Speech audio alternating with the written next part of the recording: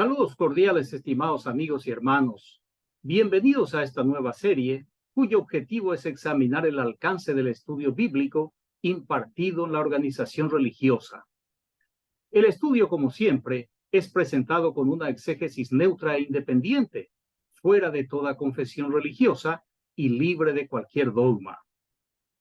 El título de esta primera lección es El destinatario de las Escrituras hebreas, y el texto inicial está en el libro del profeta Isaías, en Isaías capítulo 45, versículo 1, y voy a leer en la versión de la Biblia textual, edición 1999.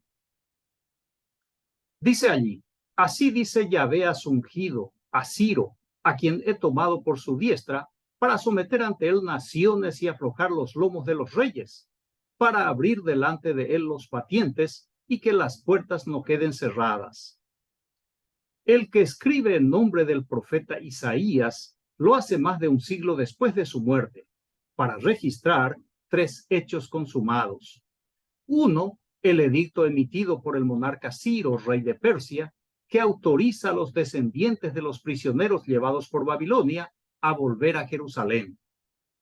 El otro, que la nueva élite político-religiosa volvía como vasallo de Persia y tenía la obligación de generar recursos con el fin de pagar el tributo anual al país persa. Y el tercer hecho, que Yahvé es el Dios oficial para la nueva nación y el clan sacerdotal es el escogido para ejecutar la voluntad de Yahvé. El propósito de este texto es político, elaborado para comunicar al pueblo campesino de Judea que Ciro es el ungido de Yahvé y por tanto Ciro es el rey de la nueva nación posexílica. Yahvé es su Dios y los sacerdotes los siervos del rey Ciro y del Dios Yahvé. Para imponer esta ideología con la menor resistencia posible, el autor le hace hablar al otrora Dios de la guerra Yahvé, ahora en su nueva función de Dios nacional, para que el pueblo supersticioso acepte que la citada deidad es el responsable por el cambio regional. Aquí debo aclarar que la religión del monarca Ciro fue el mazdeísmo y que su dios fue el dios Marduk. El rey Ciro fue respetuoso de la religión de los pueblos conquistados. Nunca pretendió imponer la suya, el zoroastrismo.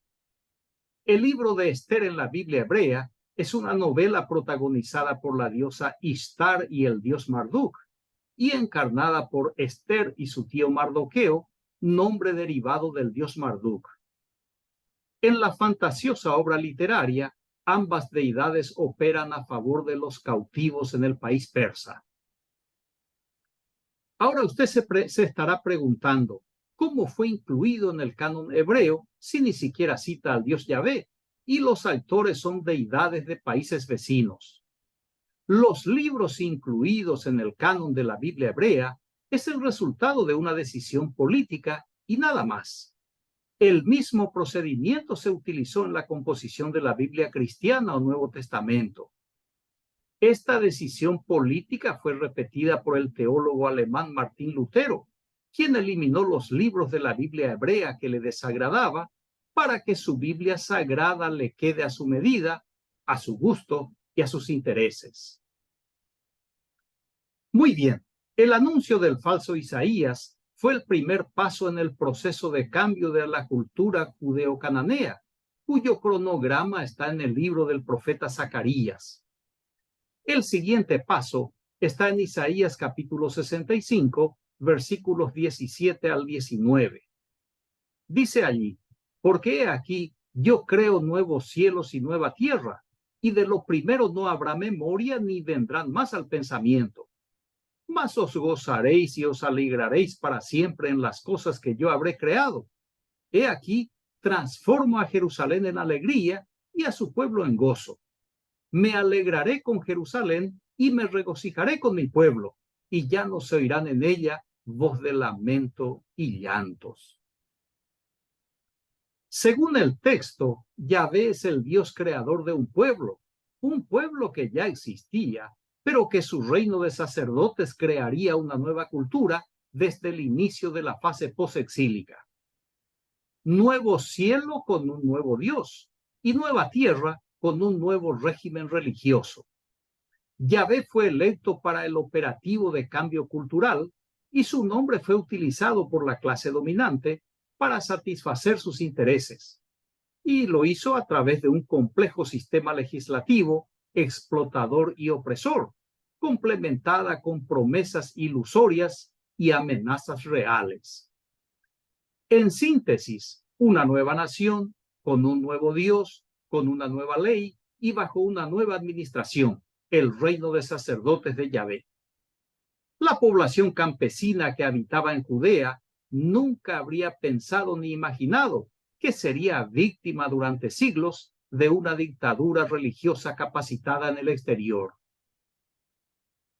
Basado en esa decisión política atribuida al Dios electo para tal efecto, el autor advierte a la nación existente que no habrá memoria ni vendrá más al pensamiento, que todo será nuevo, el cielo y la tierra, el pensamiento y el comportamiento. En otras palabras, la rica cultura existente será borrada de una vez y para siempre, con la fuerza del régimen religioso respaldado por la fuerza del imperio persa. En compensación, el Dios Yahvé promete a su pueblo gozo y alegría sin fin. Y cuando vea a la gente feliz, Yahvé también se alegrará y se regocijará con ellos, porque ya no se oirán lamentos ni llantos. Así es el Dios Yahvé, emocionado por su elección, pronuncia un discurso histórico con promesas, como lo hace cualquier político al ganar las elecciones. No pierda de vista, por favor, que el Dios Yahvé es apenas un personaje literario en la pluma del escritor, quien dirige la narrativa de acuerdo con su intención o con el interés de la clase dominante. Al mismo tiempo, recuerde que la Biblia hebrea es un libro sociopolítico, un instrumento de control social que emplea mitos y leyendas para someter y controlar a la población supersticiosa, analfabeta e indefensa. En esa época, la política y la religión operaban juntas. No existía ninguna separación. Era un matrimonio, una sola carne.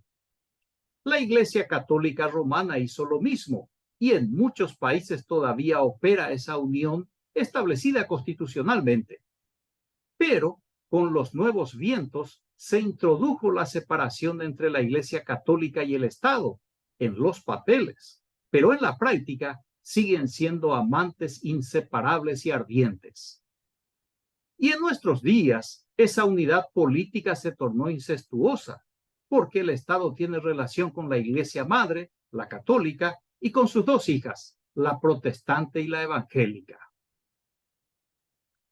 En otro dato bastante común en la antigüedad es que cada nación tenía su propia deidad principal, a quien se atribuía la creación del pueblo y se le reconocía dueño del pueblo.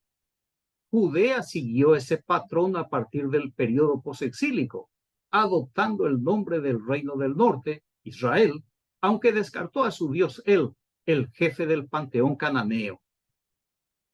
El nombre de la nación de Israel proviene del dios conforme se relata en la leyenda de la creación del pueblo, protagonizado por el caudillo Jacob, su líder mítico. Génesis capítulo 32, versículos 28 y 30 respectivamente, dice allí, y dijo, ya no se dirá tu nombre Jacob, sino Israel, porque has luchado con Elohim y con los hombres, y has vencido. Y llamó Jacob el nombre de aquel lugar Peniel, porque dijo, vi a Elohim cara a cara, y aún así fue librada mi alma. El destinatario de este relato es el reino del norte y nadie más, porque forma parte de su historia fundacional, la historia de la genuina nación de Israel antes de ser destruida por el imperio asirio. La narrativa fue creada para explicar el origen del nombre de la nación, también conocida como Reino del Norte, cuya historia se cuenta en la leyenda del Éxodo. La punta del ovillo está en Génesis capítulo 37, versículos 1 y 2, que dice: Habitó Jacob en la tierra donde había morado su padre, en la tierra de Canaán. Esta es la historia de la familia de Jacob. José, siendo de edad de 17 años, apacentaba las ovejas con sus hermanos, y el joven estaba con los hijos de Bilha y con los hijos de Silpa, mujeres de su padre, e informaba a José a su padre la mala fama de ellos. Cuando los sacerdotes judaítas volvieron de Persia, se apropiaron del territorio de Israel y de su gente. Se apoderaron del nombre del país y de su registro histórico y establecieron como capital de la nueva nación posexílica la ciudad de Jerusalén. El acto de apropiación judaíta se efectuó con la aprobación del imperio persa, y para legitimar su conquista inventaron en la Biblia hebrea la historia del reino único, hecho que según la historia nunca existió. Así se forjó la ideología del reino unificado. Otra huella de esa manipulación ideológica está en el quinto libro de la ley o de la Torá, Deuteronomio capítulo 32, versículos 8 y 9. Dice: Cuando Elión daba a cada pueblo su heredad y distribuía a los hijos del hombre, trazando las fronteras de los pueblos según el número de los hijos de Israel. Porque la porción de Yahvé es su pueblo, Jacob es el cordel de su heredad. Este es un escrito del reino del norte, de la antigua nación de Israel, que la élite sacerdotal judaíta modificó al introducir en el versículo 9 el nombre de Yahvé como el Dios de Jacob y o de Israel, contrariando el contenido de Génesis 32, del 28 al 30, que recién lo he leído. Antes del exilio, el Dios Yahvé nunca fue el Dios de Israel. Es más, Yahvé ni siquiera fue el Dios de Judá, hecho que usted lo puede comprobar en el libro del profeta Ezequiel. Yahvé solo fue entronizado como Dios de Judá por los sacerdotes cautivos en Babilonia, un Dios impuesto a la fuerza a la población de Israel y Judea. Esa imposición está en Deuteronomio capítulo 6, versículo 4, que dice: Oye Israel, Yahvé nuestro Dios, Yahvé uno es. La frase Yahvé uno es aclara y define que es un Dios solo, sin nadie más. Esto porque en el reino del norte, en Samaria, era adorada la pareja divina formada por Yahvé y su esposa Ashera. En esa época, los dioses tenían pareja, tenían hijos, tenían sexo, comían, etc. Igual que el ser humano, ya que la idea de los dioses es una proyección de la vida del hombre. Al centralizar el culto en un solo lugar y a un solo Dios, los sacerdotes judaítas ejecutaron el divorcio del Dios Yahvé, le quitaron a la esposa Ashera y a su amante Anat, y todos los dioses adorados en Israel y Judea fueron demonizados, perseguidos y eliminados. Jeremías fue un devoto de la diosa Anat y uno de sus profetas.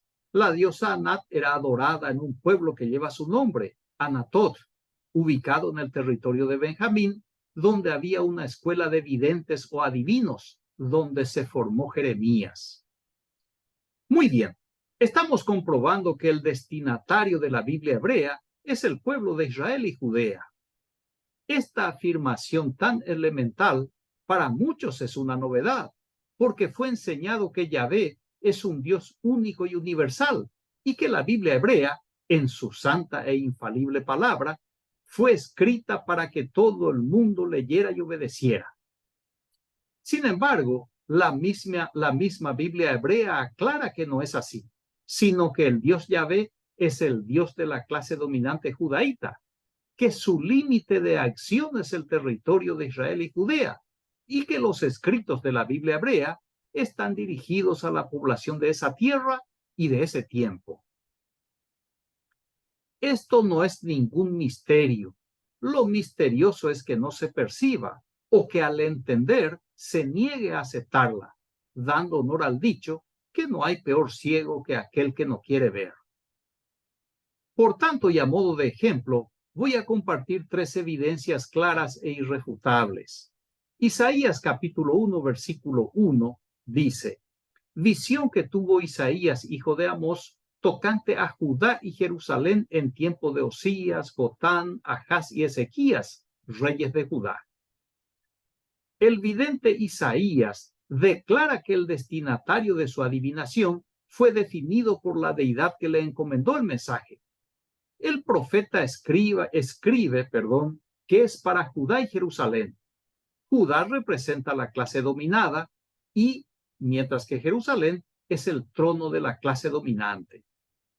Consecuentemente, el mensaje de Isaías no es para todo el mundo, no es ni para usted ni para mí, sino para Judá y Jerusalén en aquellos días. Otra evidencia análoga está en Miqueas capítulo 1, versículo 1, que dice: palabra de Jehová que vino a Miqueas de Moreset en días de Jotán, Acaz y Ezequías, reyes de Judá, lo que vio sobre Samaria y Jerusalén. El vidente Miqueas especifica la fuente y el destinatario de su mensaje, que es el encargo del Dios Yahvé para Samaria y Jerusalén. Una vez más, el escrito no está dirigido a todo el mundo, no es ni para usted ni para mí. Y una tercera evidencia está en Malaquías capítulo 1, versículo 1. Dice allí: oráculo, palabra de Yahvé dirigida a Israel por medio de Malaquías. En una sola oración, el vidente Malaquías se presenta como el mensajero del Dios Yahvé y anuncia que el mensaje de la deidad está dirigida a la nación de Israel. Así que el profeta Malaquías no escribe para todo el mundo. Su mensaje no es ni para usted ni para mí, sino para la nación de Israel y la Israel de su tiempo. Muy bien, la Biblia hebrea hasta cierto punto es el archivo oficial del Estado sacerdotal judaíta, leída a la población campesina en lo que compete a sus obligaciones con el Estado, elaborada en una típica combinación de promesas y amenazas propia de las religiones monoteístas. Este secreto de Estado fue desclasificado al ser traducido a la lengua griega, y a partir de allí, todo el archivo sacerdotal trascendió definitivamente las fronteras de la Tierra Santa. Ese instrumento político-religioso, utilizado para someter al pueblo, se adoptó y empleó con el mismo propósito por la Iglesia Imperial Romana. Posteriormente, las iglesias hijas, la protestante y la evangélica, siguieron el mismo patrón de la Iglesia Madre. Otra observación bastante lógica es que ningún país piensa en el vecino, a menos que sea para obtener alguna ventaja o para beneficio mutuo. De igual forma y con mayor razón, el pequeño estado de Judea, explotado durante tantos siglos por sus vecinos, despertó en ellos el desprecio hacia esas naciones. El libro de Salmos describe el sentimiento del pueblo hacia sus opresores, relata el clamor de venganza a su Dios para que maldiga o borre del mapa a sus enemigos. Los salmos de esa naturaleza fueron clasificados por los apologetas como salmos imprecatorios, un término fino y elegante empleado como siempre para influenciar en el lector y ocultar de su vista que aquel pueblo era tan igual a todos los pueblos, excepto su creencia. La Biblia hebrea es para el pueblo de Israel y Judea y para nadie más. Su lectura y estudio proporcionan datos históricos de inestimable valor, pero pretender aplicar a otro pueblo es un acto ingenuo, un error fatal, porque si las supuestas promesas y o profecías creadas para el pueblo de Israel y Judea no surtieron el efecto vaticinado, sería una ilusión esperar que funcione en otra sociedad y en otro tiempo. Además, se debe considerar que todas las veces que habla Yahvé haciendo promesas o lanzando amenazas, el que realmente está hablando es el sumo sacerdote o su entorno, la élite religiosa judaíta, y el único destinatario es el pueblo de Israel y Judea. Por tanto, el estudio de la Biblia hebrea en una institución religiosa con la intención de usar como modelo de vida es un delirio, porque las leyes que en ella se citan ya no están vigentes, ni se pueden aplicar en nuestros días, ni siquiera se aplica en la moderna nación de Israel, el segundo país en el mundo que no cuenta con una constitución nacional o carta magna. Muy bien, concluyo la exposición con la observación del filósofo y escritor indio Rabindranath Tagore. Leemos mal el mundo y luego decimos que nos engaña. Agradezco su amable atención, reciba un fraterno abrazo y hasta el próximo estudio. Gracias.